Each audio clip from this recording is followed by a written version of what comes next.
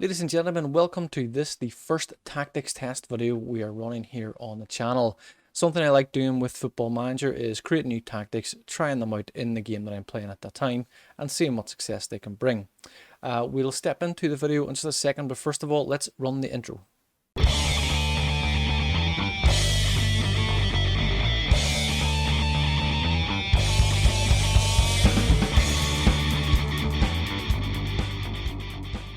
So ladies and gentlemen, thank you for joining me. I do hope you like this video. I hope this is a tactic that you're able to find some success with as well. First of all, the criteria for picking the teams is pretty simple.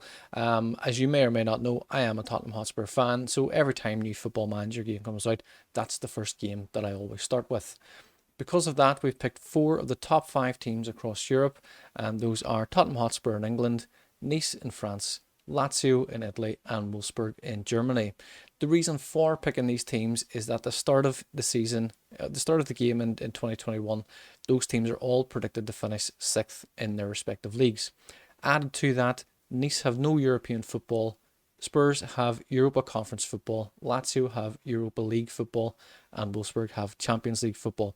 So it's a good way to test how the tactic is going to work, not only in a domestic league and cups, but also against the different levels of European competition. So we're going to look at the tactic first and the different player instructions, and then we'll look at the results at the end. So having a look at the tactic, you can see we've gone with a 4-3-3, 4-3-2-1, 4-2-3-1, whichever you prefer to call it. I would call this a 4-3-3. We have actually named this tactic Pepper Shakers for no reason other than in one of the episodes of Ted Lasso, which you may know I'm a big fan of. You can catch the Life After Lasso series on the channel. In one of the episodes, they run through, as Ted and Coach Beard call them, trick plays, very American term, or elaborate set pieces, as we would know them here in the UK. They threw out a bunch of names. I've just taken note of them all, and the 10 tactics that we're going to bring to you are all based on tactics from Ted Lasso. This one's called Pepper Shakers. It just sounded like a bit of fun. Thought, let's just use it, and we'll use it on the first one. So here we are. So we'll go through the team instructions first of all, and then we'll show the individual player instructions for each role as well. As you can see here, our tactical style is custom gegenpress. Mentality is positive. In possession, we are attacking a little bit wide, kind of fairly wide between standard and wide. You can see we are our approach play is play it out of defense and playing it through the middle of the park as well. We have a slightly shorter passing directness, and we have an extremely high tempo, mixed crosses into the final third. No additional instructions here, no additional instructions on creativity as well. In transition, as a lot of people are doing and has become kind of the standard in Football Manager these days, I feel, we are going with a counter press when possession is lost, counter attack when possession has been won. We are distributing to our centre backs, and the goalkeeper is taking short kicks as well. No additional instructions there. In the out of possession instructions, as you can see here, we trigger press much more often, prevent the goalkeeper from short distribution. With that, we have a much higher line for our striker and our wingers to engage as well. We do have our defensive width is quite wide, so we want to force the opposition into the center of the pitch, and you'll see why in just a few moments, and that will allow our defense to basically kind of build a bit of a wall in front of the defenders, as we're about to see. So our team instructions, our player instructions, you can of course put these in yourself if you wish to. You have the goalkeeper on defend duty, no additional instructions needed. Our 2 wing backs, our left wing back, our full back really, our left wing back and left full back, both on the exact same instructions, with the additional instructions of aimed crosses towards the target forward and sit narrower as well. So when we're out of position, we want our 2 full backs, wing backs to come inside a little bit, make more of a solid 4 at the back and make that narrow. We want to push the defender, we want to push the opposition inside into that kind of block of defense.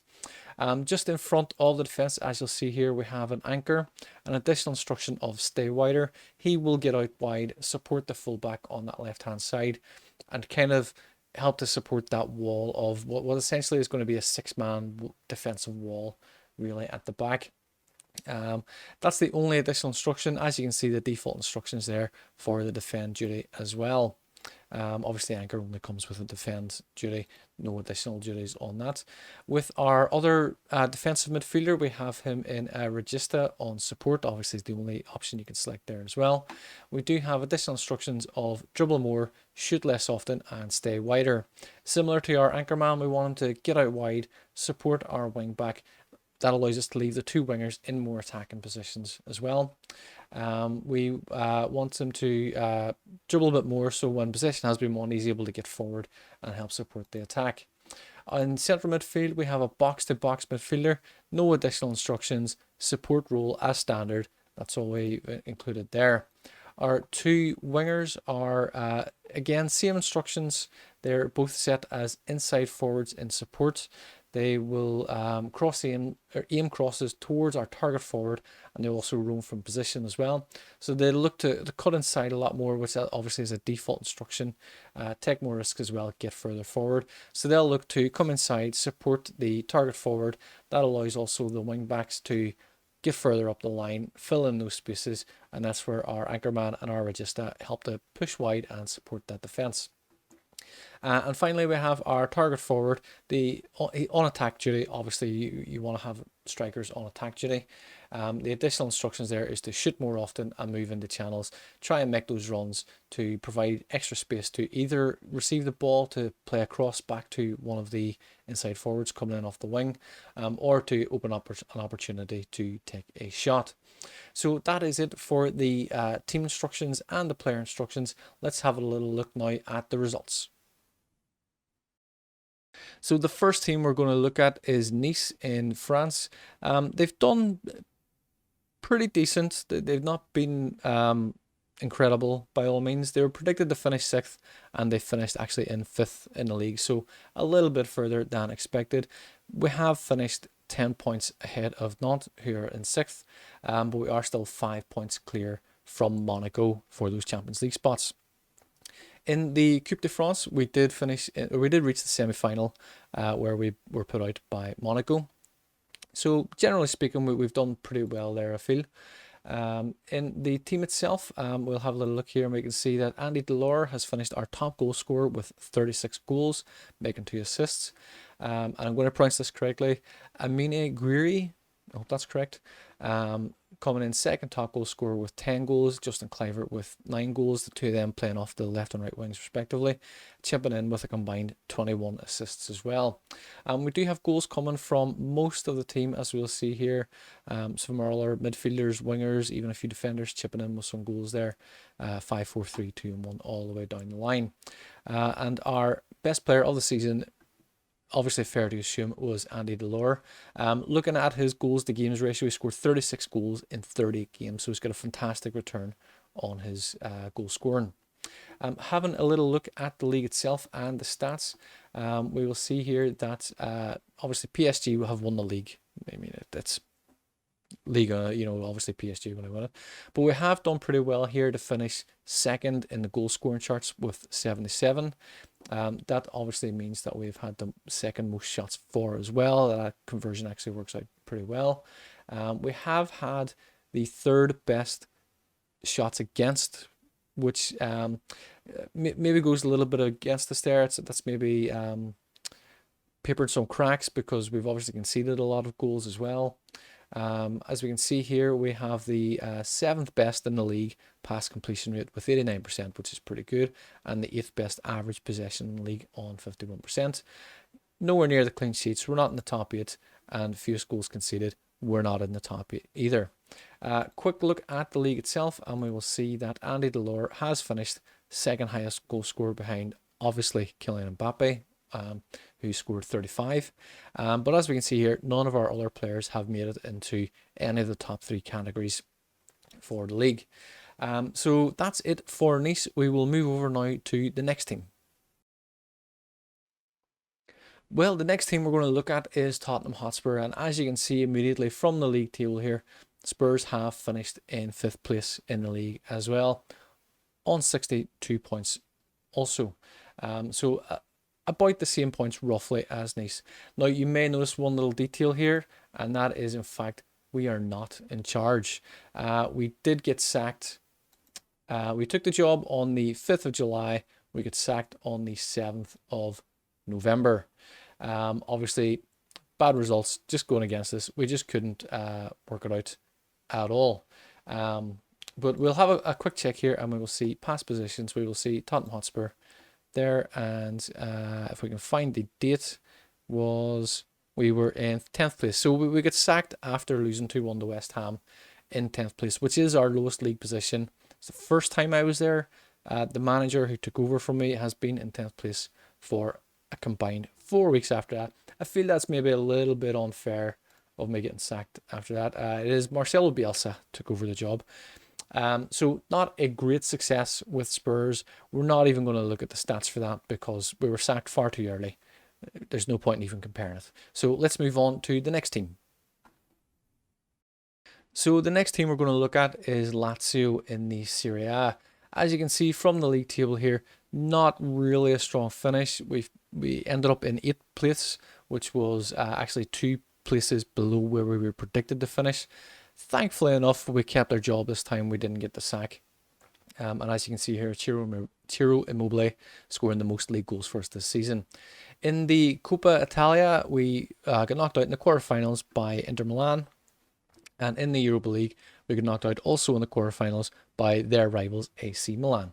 We will have a quick look at the stats here for the Serie A, and we will see how we get on. So in terms of goals, we scored the 5th most goals in the league, which for a team finishing in 8th place is actually, that's pretty good. I'd be pretty pleased with that.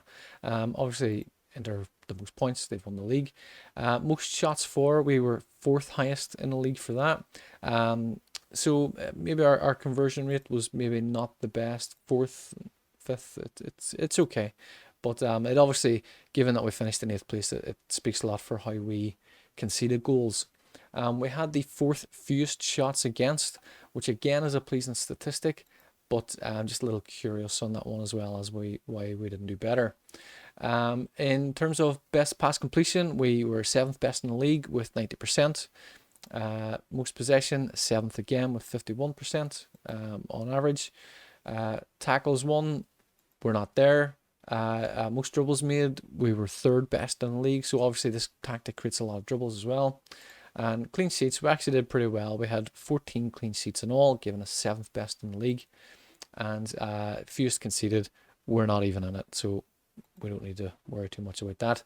Looking at the team itself, as we will see here, Ciro Immobile scoring 33 goals in 50 games, chipping in with 2 assists. Zaccagni coming in with 13 goals, second top goal scorer, and Cabral scoring 7 goals as well. Also 7 goals for Milinkovic-Savic and Pedro as well, who were playing in those. Obviously Milinkovic-Savic in the central midfield, and Pedro, Cabral, Zaccagni playing in the wing roles and playing wide. And Cabral did play up front in 1 or 2 games as well. In terms of assists, Zaccagni and Cabral and Felipe Anderson with the 3 most assists for the team. And our player of the season was actually turned out to be, well, I don't know if we really count Lazari because he only played 14 games, but certainly Cataldi playing in midfield there, playing over 40 games, chipped in with 4 goals, chipped in with 5 assists, had an excellent season for us as well.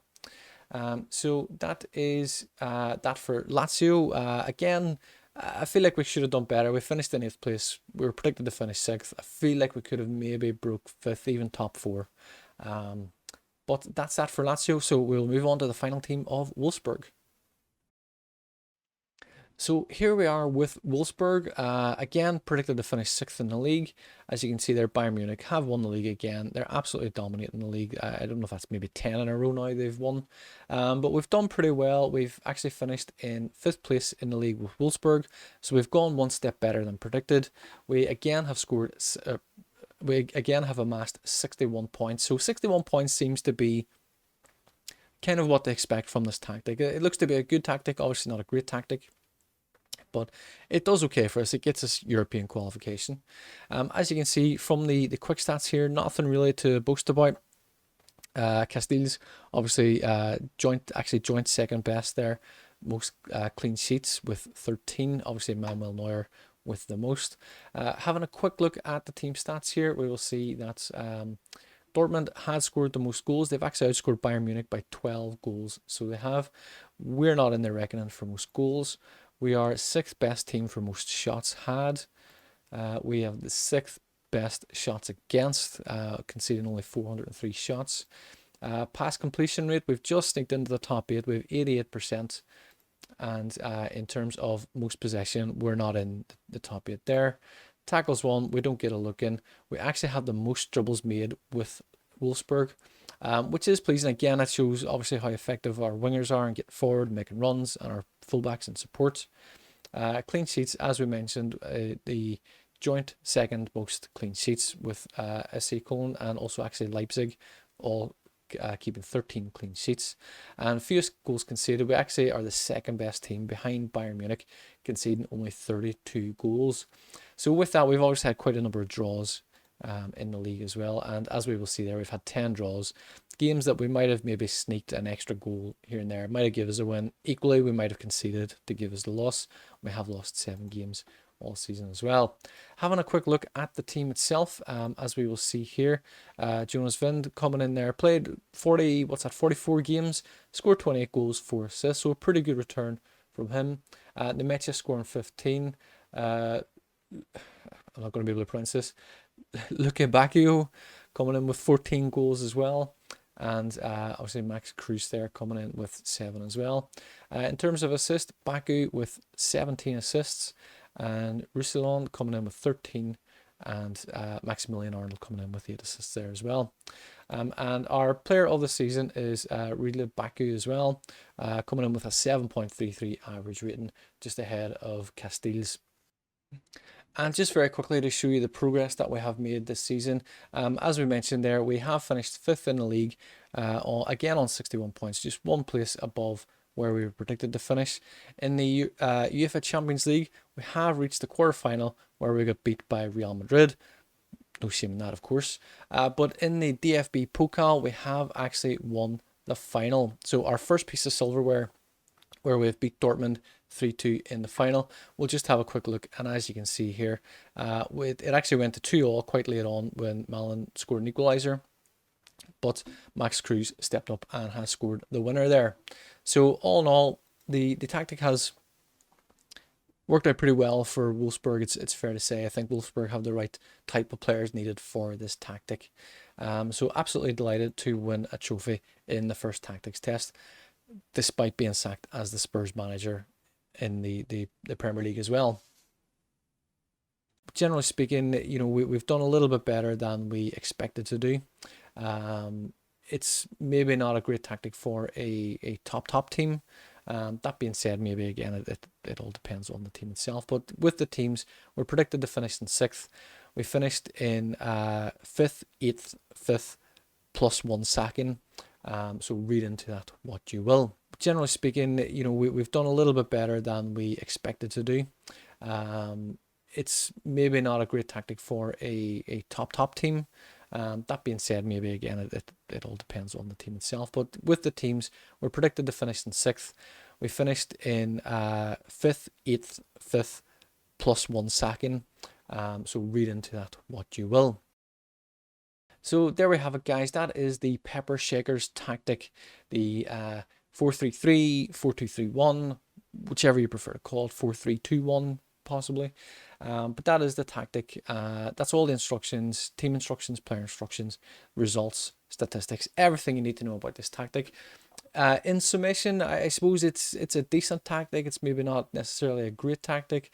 Some decent defensive performances for Wolfsburg, not so much for the other teams. So if you're looking for a team that's maybe lower down the league and you're looking to kind of shore up the defense a little bit, it's maybe not the best option for that. There are definitely better tactics out there, and certainly better tactics to come though that I've created as well, that we will be testing in the very near future. If you wish to download the tactic, you can of course find a link in the description below. As always, with all our videos, with every video you find on YouTube now, please do hit that subscribe button. You will be kept up to date with more tactics videos like this and with other episodes in other series that we do here on the channel. Please jump over to Twitter, give us a follow as well, and Instagram as well. Please do like, share, and comment as well. All your feedback is greatly appreciated. If you decide to use this tactic, please let me know how you get on with that. If you have any success, what team you're using, so on and so forth. Love to hear your feedback. It'd be very much appreciated. But that is all from me for this tactic. We will be back with the next tactic in the next video. Until then, take care. Hi guys, thanks for watching. I really hope you've enjoyed the video. If you have, please do hit that subscribe button. It helps us to bring you more videos like this in the future. In the meantime, you can watch one of these recommended videos, and we will see you in the next one. Thanks again, and take care.